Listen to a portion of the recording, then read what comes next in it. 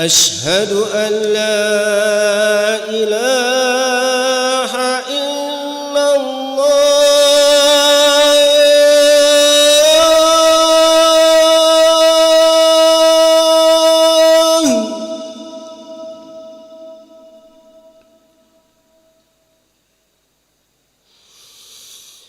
أشهد أن لا إله إلا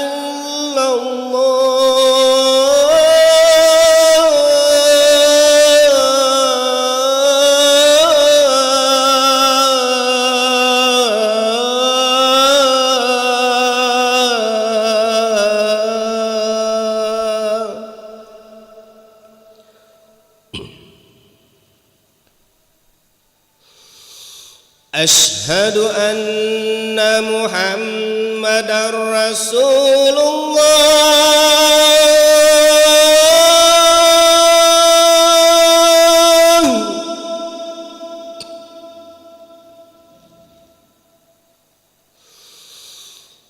أشهد أن محمدًا رسول الله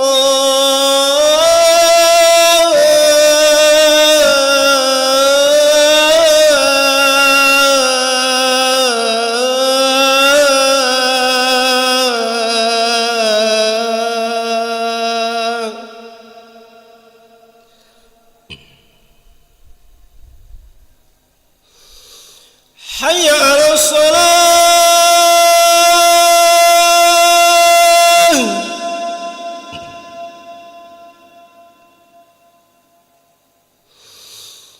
حي على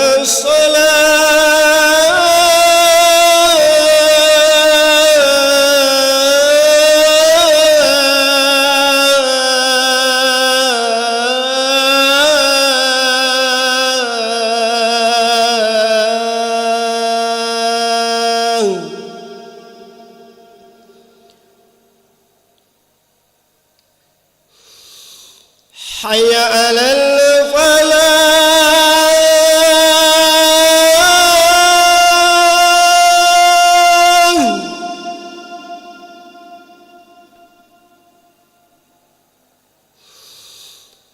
حي على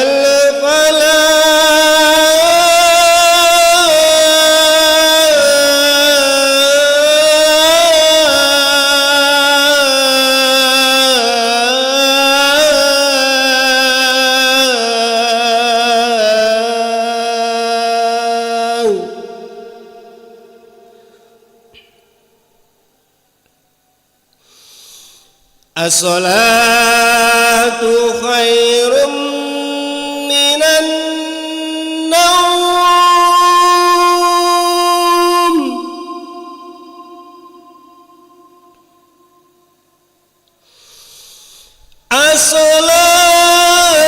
الصلاة خير من النوم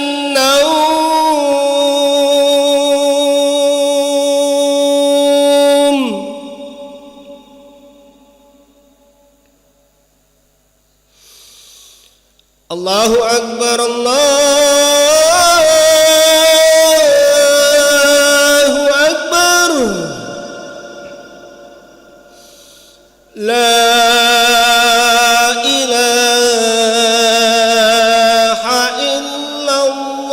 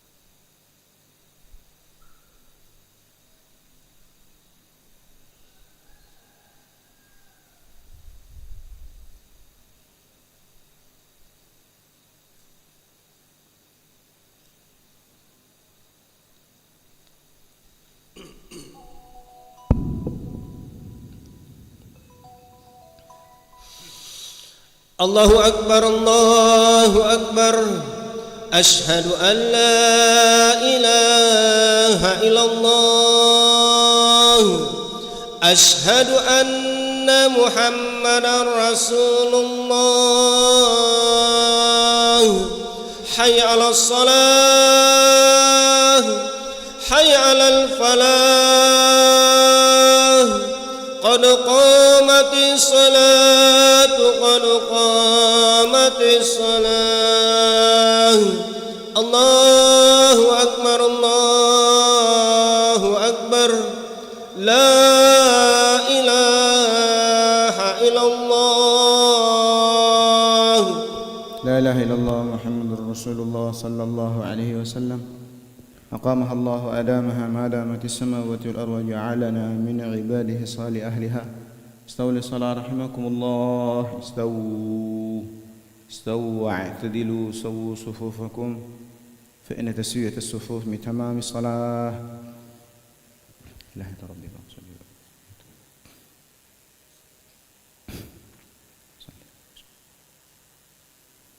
الله أكبر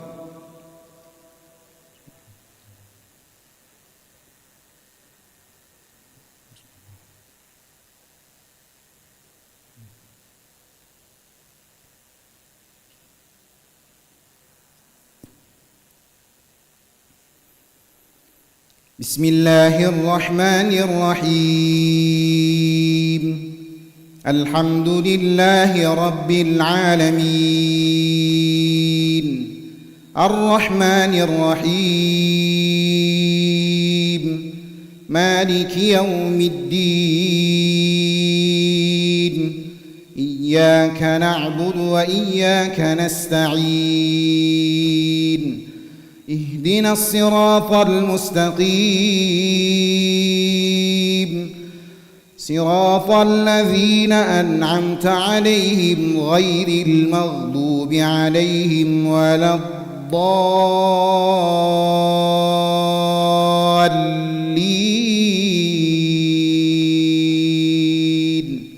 آمين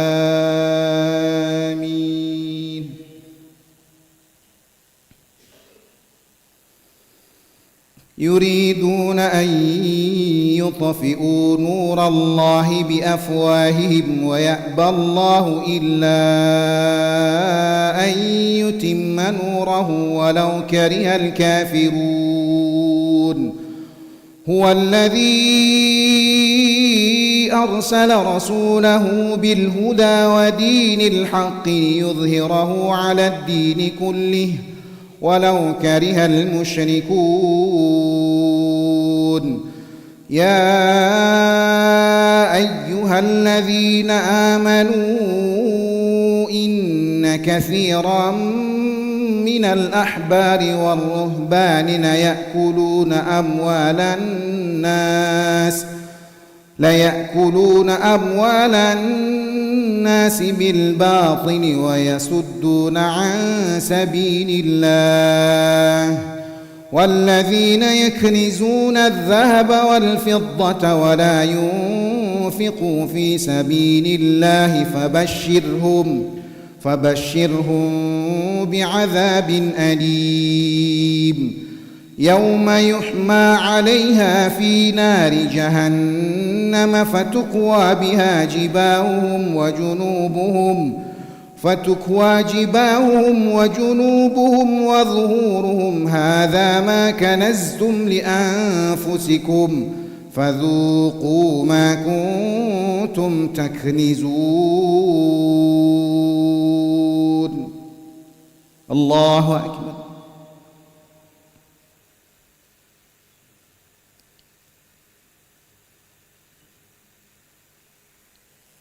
سمع الله لمن حمده الله أكبر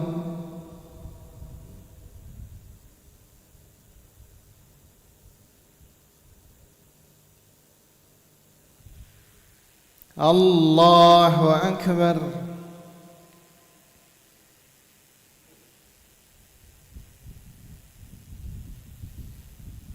الله أكبر.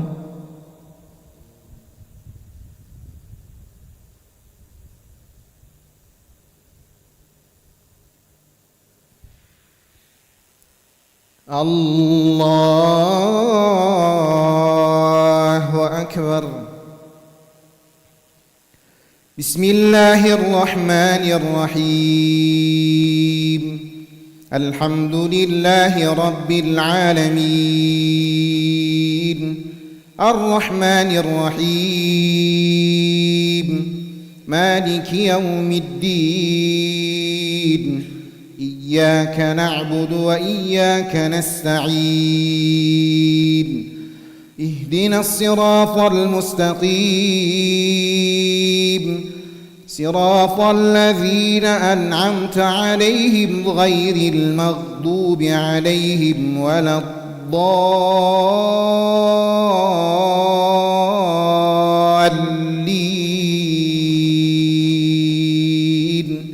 آمين.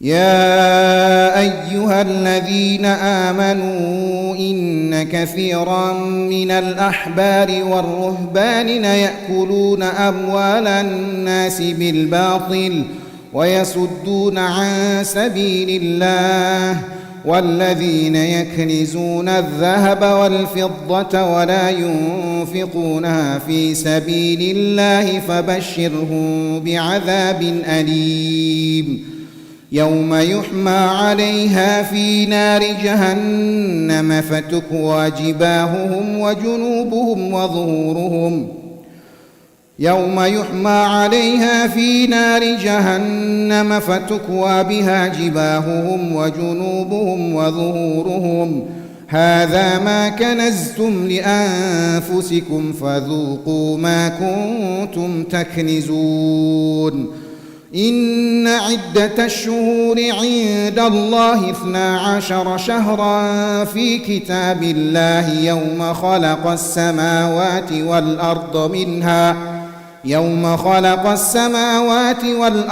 منها 4 حرم، ذلك الدين القيم، فلا تظلموا فيهن أنفسكم، وقاتلوا المشركين كافة كما يقاتلونكم كافة، واعلموا أن الله مع المتقين. الله أكبر.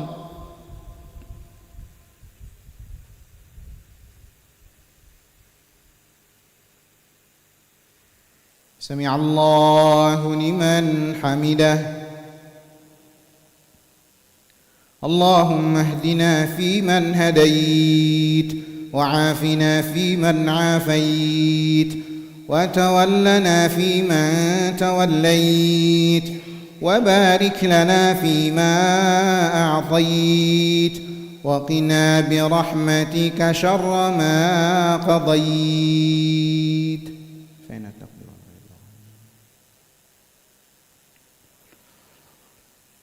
نستغفرك ونتوب إليك. اللهم سلمنا والمسلمين، اللهم انصرنا والمسلمين، اللهم احفظنا والمسلمين، اللهم آلف بين قلوب المسلمين، واقفنا وإياهم أجمعين شر مصائب الدنيا والدين.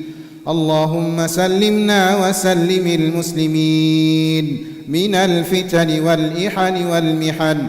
اللهم أعز الإسلام والمسلمين، وأذل الشرك والمشركين، ودمر أعداءك أعداء الدين. اللهم انصرنا فإنك خير الناصرين، اللهم ارحمنا فإنك خير الراحمين، اللهم اغفر لنا فإنك خير الغافرين، اللهم ارزقنا فإنك خير الرازقين اللهم افتح لنا فإنك خير الفاتحين واهدنا ونجنا من القوم الظالمين اللهم انصر مجاهدين في سبيلك في كل مكان اللهم انصر إخواننا في فلسطين اللهم انصرهم نصرا عزيزا وافتح لهم فتحا قريبا مبينا اللهم اجعلهم من ضيق مخرجا ومن كل هم فرجا وارزقه من حيث لا يحتسب اللهم قاتل اليهود والنصارى وأعوانهم من الكفرة والفسقة والمنافقين الذين يصدون عن سبيلك ويقاتلون أولياءك ويفرقون سبيلك وسبيل المؤمنين وصلى الله على سيدنا محمد النبي الأمي وعلى آله وصحبه وبارك وسلم. الله أكبر.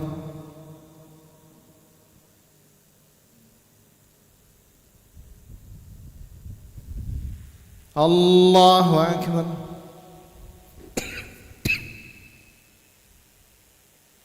الله أكبر.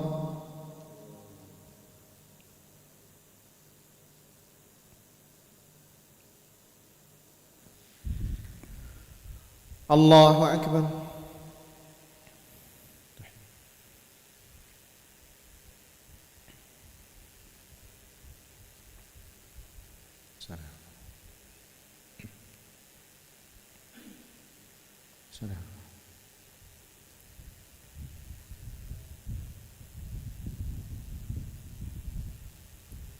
الله.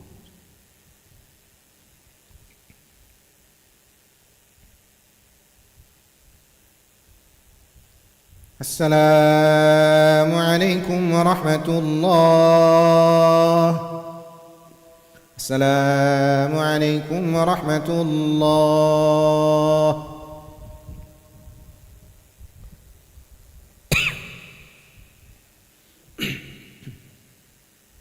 استغفر الله العظيم.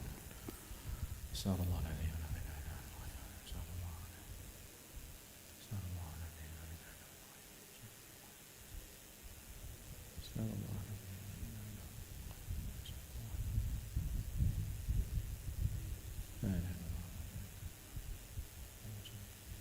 لا إله إلا الله ولا شريك له لا إله إلا الله ولا شريك له لا إله إلا الله ولا شريك له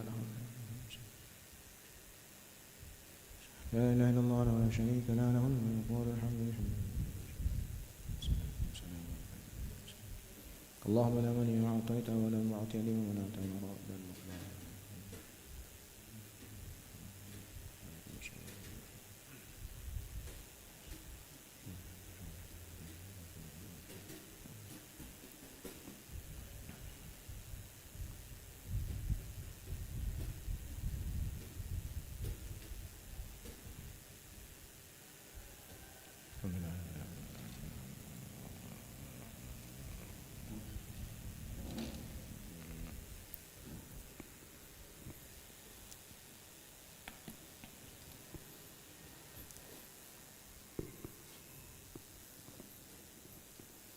بسم الله الرحمن الرحيم نحمده ونصلي ونسلم على رسوله الكريم أما بعد.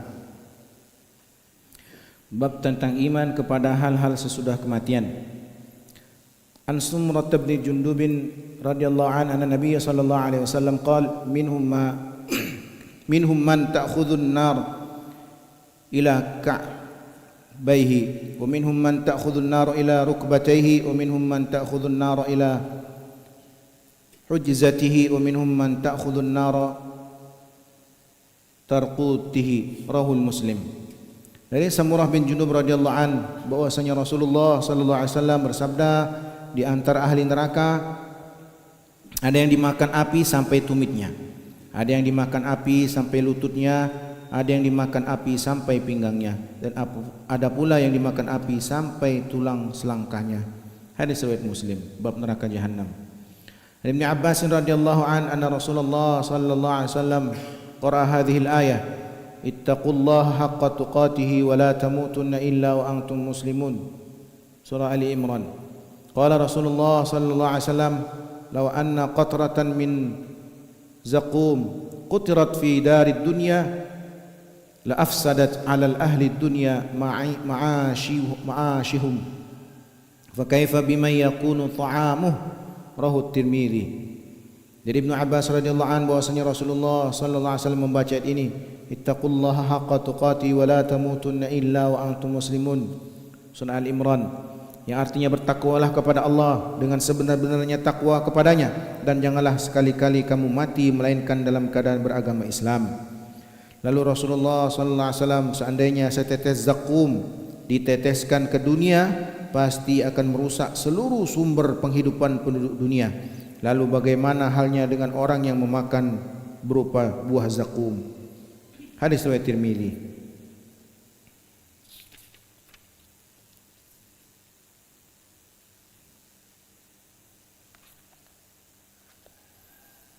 Bab khusyuk dalam salat.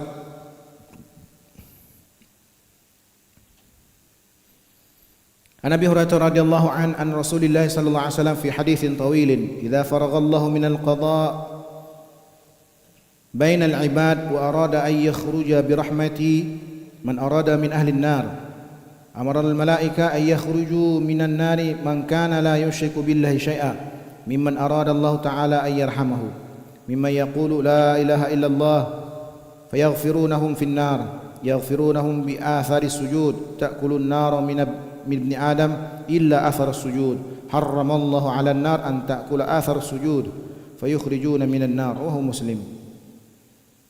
Dari Abu Hurairah radhiyallahu an, dari Rasulullah sallallahu alaihi wasallam dalam sebuah hadis yang panjang, beliau bersabda, setelah Allah selesai menetapkan keputusan terhadap para hambanya, kemudian dengan rahmatnya dia berkehendak untuk mengeluarkan ahli neraka yang dia kehendaki, maka dia memerintahkan kepada para malaikat untuk mengeluarkan dari neraka orang yang tidak menyekutukan sesuatu pun dengan Allah di antara orang-orang yang mengucapkan la ilaha illallah yang Allah kehendaki untuk merahmatinya. Para malaikat pun mengenali mereka ke dalam neraka. Mereka mengenalinya sebab dengan bekas-bekas sujud. Api neraka dapat membakar anak Adam kecuali bekas-bekas sujudnya. Allah mengharamkan api neraka untuk membakar bekas-bekas sujud. Kemudian orang-orang itu pun dikeluarkan dari neraka. Hadis riwayat Muslim. Keterangan, Allah mengharamkan api neraka untuk membakar bekas-bekas sujud, maksudnya secara zahir dapat difahami dari hadis tersebut bahwa api neraka tidak dapat memakan seluruh anggota sujud yang berjumlah 7 yang telah digunakan oleh manusia sebagai tumpuan dalam bersujud, yaitu dahi, 2 telapak tangan, 2 lutut, dan 2 telapak kaki. Dari syarah Muslim oleh Imam Nawawi. Ibn Abbas radhiyallahu anhuma qala kana Rasulullah sallallahu alaihi wasallam yu'allimu at-tashahhud kama yu'allimuna surata minal Qur'an. Rawahu Muslim. Dari Ibn Abbas radhiyallahu anhu, ia berkata, Rasulullah sallallahu alaihi wasallam mengajari kami tentang tasyahud sebagaimana beliau mengajari kami surat-surat dalam Al-Qur'an. Hadis riwayat Muslim. An Khifaf ibni Iman ibni Rahdah Al-Ghifari radhiyallahu anhu qala kana Rasulullah sallallahu alaihi wasallam idza jalasa fi akhir salatihi yushiru bi isba'ihi as-sababah wa kana al-musyrikuuna yaqulu yasharuhu biha wa kadzabu walakinahu at-tauhid. Rawahu Ahmad. Dari Khilaf bin Imam bin Raddah Al-Ghifari radhiyallahu anhu, ia berkata, apabila Rasulullah sallallahu alaihi wasallam duduk pada akhir salatnya, beliau mengacungkan jari telunjuknya. Orang-orang musyrik pun berkata, ia menyihir dengan jari telunjuknya itu. Orang-orang musyrik itu dusta. Maksud perbuatan beliau itu adalah menunjukkan tauhid. Dalam hadis riwayat Ahmad secara panjang lebar dalam kitab Majma'uz Zawaid.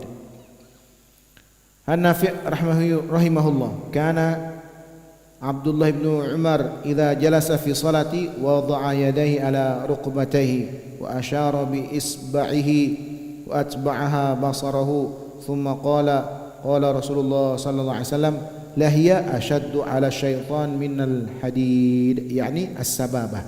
Rawahu Ahmad.